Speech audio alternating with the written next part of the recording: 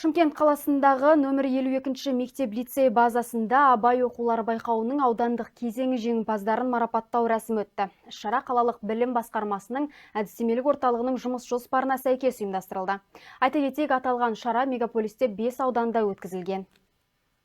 Байқау ұлы ақын Абай Құнанбайұлының 180 жылдығына орай өткізілді. Мақсаты оқушылардың классикалық әдеби мұраға деген қызығушылығын арттырып, Абай шығармашылығы мен ұлттық рухани құндылықтарға деген құрметін тереңдету.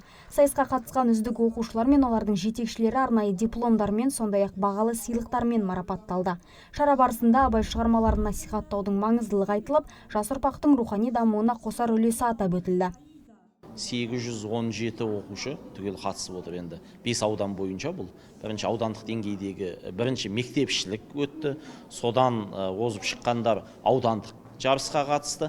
Аудандық жарыстан озып шыққандар енді қалалық жарысқа қатысады. Абайдың өлеңін жаттайтын, Абайдың шығармашылығына аса құрметпен қарайтын жастарымыздың шоғыры қалыптасып келеді.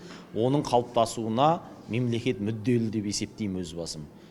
Аянат Әуелбек нөмірі 52-ші мектеп-лицейінің 7-ші сынып оқушысы. Аталған шараға алғаш рет қатысып отыр. Айтуынша мақсат тек Абай өлеңдерін жатқа білу емес, түсініп мән мағынасын зерттеу.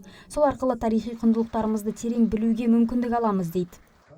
Мен осы жарысқа алғаш рет қатысып отырмын. Және де өлеңдерін жаттадым, онымен қоса Абайды таныдым. Мысалға, Абай туралы толықтай ақпараттар іздей бастадым. Абайдың ғашығы кім, оның әйелдері кім деген секілді. Негізі өте жақсы жоба. Айта кетейік, қала әкімдігінің бастамасымен ұйымдастырылған шараға ақшалай жүлде қоры қарастырылған. Абай мұрасын дәріптеуге бағытталған бұл бастама алдағы уақытта да жалғасын таппақ. Гүлім Мұратәлі, Нұржан Сейдазимов, Нұрлан Алтынбеков, Әділет ақпарат.